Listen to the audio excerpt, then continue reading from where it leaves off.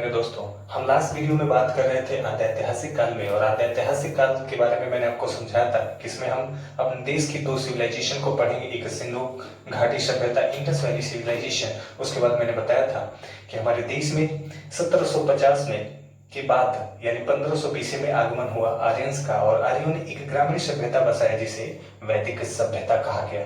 और इसका जो समय है 1500 बीसी से लेकर 1000 तक हम ऋग्वैदिक काल पढ़ेंगे, और 1000 से 600 बीसी तक हम उत्तर वैदिक काल पढ़ेंगे। इसके बाद मैंने बताया था कि जो इंडस वैली सिविलाइजेशन है मातृसत्तात्मक सभ्यता हुआ करती थी, यानी यहाँ पे माता की प्रधानता को बताया गया। और जो वैदिक सभ्यता है पितृसत्तात्मक सभ्यता हुआ करती थी, यानी यहाँ पे पिता की प्रधानता का उल्लेख किया गया है। तो इस आद्य ऐतिहासिक काल में हम अपने देश की दो सबसे पुरानी सभ्यताओं को डिस्कस करेंगे, एक इंडस वैली सभ्यता, दूसरी वैदिक सभ्यता। उसके बाद जब ईसा मसीह के जन्म लेने में 600 साल बाकी रह गए तो हमने लोहे की खोज की, और लोहे के जो अवशेष मिले वो हमें कहां से मिले? बिहार से प्राप्त हुए, जो पहले मगध कहलाता था और आज का आधुनिक बिहार और झारखंड वाला क्षेत्र। जब हमें लोहे की प्राप्ति हो गई, यानी ईसा मसीह के जन्म लेने से 600 साल पहले जब हमें लोहे की प्राप्ति हो गई, तो अभी तक तो हम पत्थरों में या पत्थरों के औजार बना के कृषि किया करते थे। लेकिन जैसे ही हमें लोहे की प्राप्ति हुई, अब हम कृषि में लोहे का प्रयोग करने लगे। और जब हम कृषि में लोहे का, या कह सकते हैं कृषि के यंत्र में हम लोहे का प्रयोग करने लगे, और जब हम कृषि के यंत्र लोहे से बनाने लगे तो खेतों को और गहराई से जोता जाने लगा, और जब खेतों को और ज्यादा गहराई से जोता जाने लगा तो पैदावार बढ़ी, और जब पैदावार बढ़ी तो हमारे पास इनकम हुआ, और हम धीरे धीरे विकसित होने लगे, हमारा विकास होने लगा, और हम ग्रामीण से शहरों की तरफ अग्रसर होने लगे। और उसके बाद हम पढ़ने लिखने लगे, और इसके बाद जो भी हमने लिपियां लिखी वो पढ़े जाने में भी हमने समर्थता हासिल कर ली। और जब लिपियां पढ़ी जाने लगी तो हम कहाँ पे पहुंच गए? ऐतिहासिक काल में। और इस ऐतिहासिक काल को हम 3 भागों में डिवाइड करेंगे, एक प्राचीन भारत, मध्यकालीन भारत और आधुनिक भारत। तो आइए देखते हैं। मैंने कहा कि इस ऐतिहासिक काल में हमने लोहे की खोज की, और इसके बाद जो लिपियां लिखी गई वो आज तक पढ़ी जाने में भी हमने समर्थता हासिल की। और यहीं पे हम डिस्कस करेंगे प्राचीन भारत, एंशिएंट इंडिया, और मेडिवल इंडिया यानी मध्यकालीन Bharat. Then we are discuss about modern India यानी आधुनिक भारत। ठीक है, इसको हम 3 भागों में डिवाइड करेंगे। जो प्राचीन भारत का टाइम पीरियड रहेगा, हम सब जानते हैं कि ये 600 बीसी से यानी 600 ईसा पूर्व से 712 ईडी तक, 712 ईडी तक, यानी 1312 साल के ही पीरियड को हम प्राचीन भारत में डिस्कस करेंगे। और इसकी जो शुरुआत होगी, सबसे पहले हम इसमें बात करेंगे 600 बीसी के 16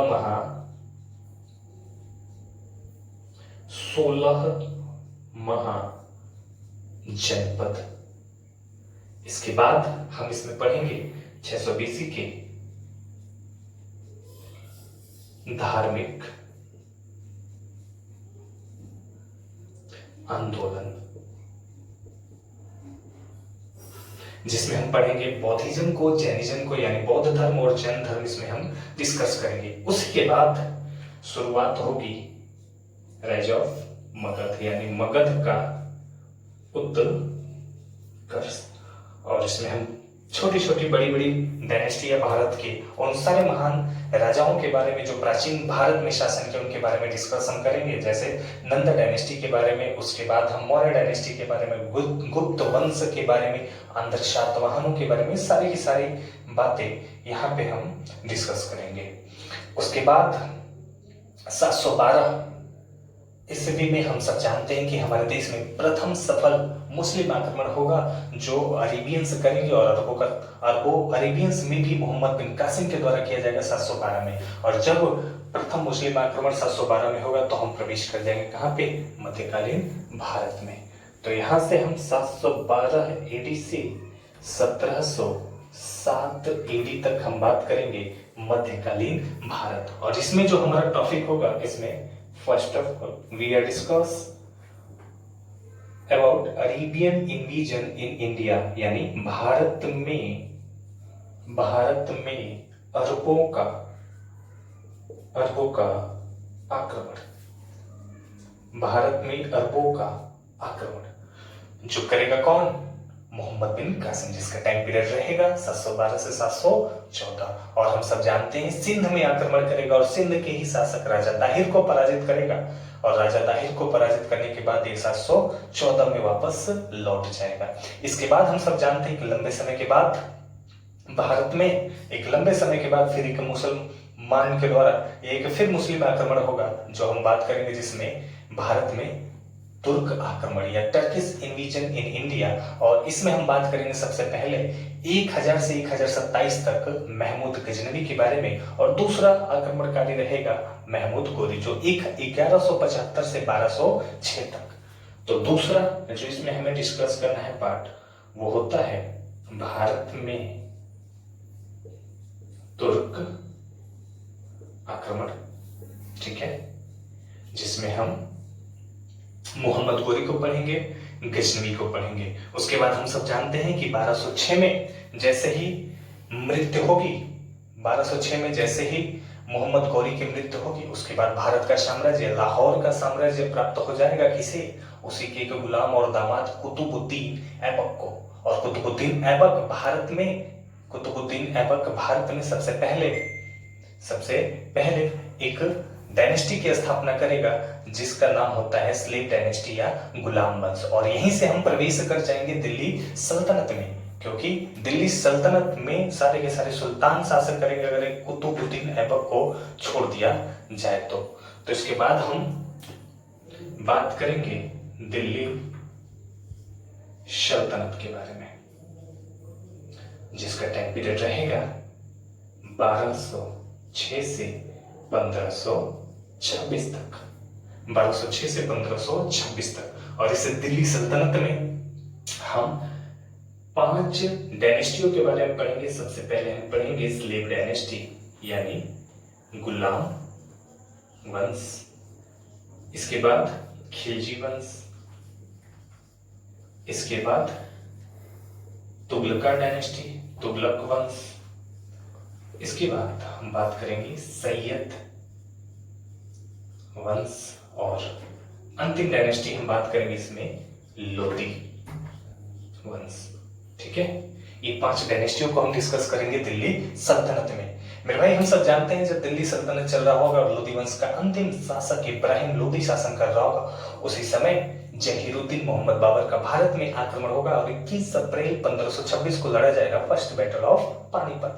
और इस फर्स्ट बैटल ऑफ पानीपत यानी पानीपत के प्रथम युद्ध के दौरान जहीरुद्दीन मोहम्मद बाबर पराजित करेगा इब्राहिम लोदी को, और इब्राहिम लोदी को ही पराजित करने के बाद भारत में स्थापना होगा मुगल डायनेस्टी का, मुगल वंश का। और इसी के बाद हम बात करेंगे मुगल वंश, और इसका जो पहला पार्ट होगा हम डिस्कस करेंगे 1526 से 1707 तक, 1526 से 1707 तक। और इस मुगल डायनेस्टी में हम 6 शासकों के बारे में बात करेंगे। सबसे पहले बाबर 1526 से 1530 तक, बाबर के बाद हम बात करेंगे हुमायूं 1530 से 1540 और 1555 से 1556, क्योंकि हम सब जानते हैं कि बीच में 15 साल सूरी डायनेस्टी या सूरी वंश का शासन रहेगा, जिसमें हम शेरशाह सूरी और शेरशाह सूरी के उत्तराधिकारियों के बारे में डिस्कस करेंगे। और उसके बाद 1556 से लेकर 1605 तक अगला शासक बैठेगा अकबर, और अकबर के ही कंटेम्परेरी हम हेमचंद्र विक्रमादित्य के बारे में भी बात करेंगे। और अकबर की जैसे ही मृत्यु होगी, अकबर का बेटा कौन? जहांगीर शासन करने आएगा, और 1605 से लेकर 1627 तक जहांगीर शासन करेगा। और जहांगीर की मृत्यु के पश्चात उसका बेटा शाहजहां 1627 से 1658 तक हम शाहजहां को डिस्कस करेंगे। और शाहजहां की मृत्यु के पश्चात हम 1658 से लेकर 1707 तक एक लंबे समय तक शासन करेगा भारत में कौन? औरंगजेब आलमगीर बादशाह कलंदर गाजी। और जैसे ही औरंगजेब आलमगीर की मृत्यु होगी 1707 में, वैसे ही धीरे धीरे मुगलों का पतन शुरू हो जाएगा। और धीरे धीरे मुगलों का पतन शुरू हो जाएगा, और उसके बाद हमारे देश में ब्रिटिशर्स का आगमन शुरू हो जाएगा, क्योंकि हम सब जानते हैं कि अकबर के ही शासनकाल से या लोधी डायनेस्टी के ही समय से भारत में पुर्तगालियों का आगमन हो चुका रहेगा। इधर धीरे धीरे मुगल डायनेस्टी कमजोर पड़ती जाएगी और भारत में अंग्रेजों का आधिपत्य बढ़ता जाएगा। जैसे ही 1707 में मृत्यु होगी औरंगजेब आलमगीर बादशाह कलंदरगाह जी, तो वैसे ही मुगलों का पतन शुरू होगा, और जिसका काफी सारा कारण रहेगा, क्योंकि औरंगजेब आलमगीर के समय जो उसका साम्राज्य था 21 सूबों में डिवाइड था, जो उत्तर भारत से लेकर काबुल कंदाहार तक हुआ करता था। और इस बड़े साम्राज्य को इस इतनी बड़ी डायनेस्टी या इतने बड़े सल्तनत को संभालने वाला कोई योग्य उत्तराधिकारी नहीं बन पाया, क्योंकि हम सब जानते हैं औरंगजेब की मृत्यु हुई तो बैटल ऑफ सक्सेसर शुरू हो जाता है, उत्तराधिकार का युद्ध शुरू हो जाता है। और उसके बाद इसके मृत्यु के पश्चात साहिब-ए-कबर शासन करने बैठेगा, जो 65 साल की उम्र में शासक बनेगा। और उसके बाद हम सब जानते हैं जहांदर शाह बैठेगा, फर्रुखसियर बैठेगा, रफी-उद-दरजात बैठेगा, रफी-उद-दौला बैठेगा, और उसी के बाद मोहम्मद शाह रंगीला बैठेगा। और उसके बाद हम सब जानते हैं कि मोहम्मद शाह रंगीला के ही शासनकाल में ईरान के दुर्रानी वंश का शासक नादिर शाह का आक्रमण होगा, जो भारत से काफी सारी संपत्ति लूट के लेके जाएगा। तो ये सारी की सारी बातें हम करेंगे किसमें, आधुनिक भारत में, जो टाइम पीरियड रहेगा 1707 से लेके 1857। और इसमें हम बात करेंगे सबसे पहले डिक्लाइन ऑफ मुगलों का पतन। ठीक है, और हम सब जानते हैं कि 1857 की क्रांति में अंतिम मुगल बादशाह बहादुर शाह जफर पार्टिसिपेट करेंगे, भाग लेंगे, क्योंकि 1857 की क्रांति में भारत का मुगल बादशाही घोषित कर दिया जाएगा बहादुर शाह जफर को, और बहादुर शाह जफर इसमें भाग लेंगे। उसके बाद 12 मई 1857 को लेफ्टिनेंट हडसन और लेफ्टिनेंट निकोलसन के द्वारा हुमायूं के मकबरे से बहादुर शाह को गिरफ्तार करके और इन पे मुकदमा चला के बर्मा के रंगून भेज दिया जाएगा। और इस 1857 की क्रांति तक या 1857 तक पूरी की पूरी तरीके से मुगलों का आधिपत्य भारतवर्ष से समाप्त हो जाएगा। और उसी के बाद हम सब जानते हैं कि 1857 की क्रांति के बाद 1858 में महारानी विक्टोरिया को भारत की साम्राज्ञी घोषित किया जाएगा, यानी पूरे के पूरे भारतवर्ष पे शासन होगा किसका, विक्टोरिया का। उसके बाद हम बात करेंगे दूसरा पीरियड 1857 से लेके 1947 तक, जिसमें हम ब्रिटिशर्स के बारे में बात करेंगे, इसी में क्रांतिकारी आंदोलन के बारे में बात करेंगे, भगत सिंह राजगुरु सुखदेव के बारे में बात करेंगे, गवर्नर वायसराय गवर्नर जनरल के बारे में बात करेंगे, और इसके बाद जितने भी रेगुलेटिंग एक्ट, चार्टर एक्ट, वो सारे के सारे एक्ट इसी पीरियड में हम डिस्कस कर लेंगे, क्योंकि हम सब जानते हैं 1773 में सबसे पहले पहला रेगुलेटिंग एक्ट आया था, या 1773 का रेगुलेटिंग एक्ट। तो वो सारी की सारी बातें हम आधुनिक भारत में डिस्कस करेंगे। उसके बाद 1947 फाइनली वो दिन आएगा जब हम भारत को आजाद करेंगे। लेकिन मेरे भाई यहीं पे हमारा इतिहास खत्म नहीं होता। आजादी के बाद हम सब जानते हैं 1947 में जब देश आजाद होगा तो उसके बाद देश के प्रथम प्रधानमंत्री बनेंगे कौन, पंडित जवाहरलाल नेहरू। तो एक और पार्ट हम डिस्कस करेंगे 1947 से 1964 तक, जो कहलाएगा कंटेम्परेरी इंडिया, समकालीन भारत। और 1964 में फाइनली पंडित नेहरू की मृत्यु होगी और यहीं तक हमें इतिहास पढ़ना है। वैसे तो इतिहास का कोई शुरुआत और कोई अंत नहीं है, लेकिन जो हमारा सिलेबस है, we are discuss about a non period to 1964। ठीक है, हम लोग एक अनिश्चित काल से और कहां तक पढ़ेंगे, 1964 तक डिस्कस करेंगे इस हमारे सिलेबस में। उम्मीद करता हूं कि मेरी बातें आपको समझ में आई होंगी। तो मैंने एक ओवरव्यू आपको दिया कि इस प्लेटफॉर्म पे आप लोगों के साथ मैं क्या क्या चीजें डील करूंगा, क्या क्या चीजें पढ़ाऊंगा, स्टेप बाय स्टेप चीजें मैंने आपको समझाया। और जो भी चीजें मैंने आपको बोर्ड पे लिखा वो सारी की सारी चीजें इस प्लेटफॉर्म पे भी मैं आपके साथ डील करूंगा। इसके अलावा मेरे दोस्त, आपको किसी भी प्रकार की कोई भी प्रॉब्लम होती है तो आप कमेंट बॉक्स में जाके कमेंट करेंगे और आप मेरे इंस्टाग्राम पे मुझे मैसेज कर सकते हैं। और अगर जो भी चीज मैं पढ़ा रहा हूँ इसके आपको नोट्स चाहिए तो आप इंस्टाग्राम पे मैसेज करेंगे, मैं आपको नोट भी प्रोवाइड कराऊंगा। ठीक है, तो आज की कहानी यहीं तक समाप्त करते हैं मेरे भाई। जब नेक्स्ट क्लास में मिलेंगे तो इसके बाद हम किसी एक टॉपिक को उठाएंगे और डिस्कस करेंगे। ठीक है, तो थैंक यू सो मच, चलते हैं आप।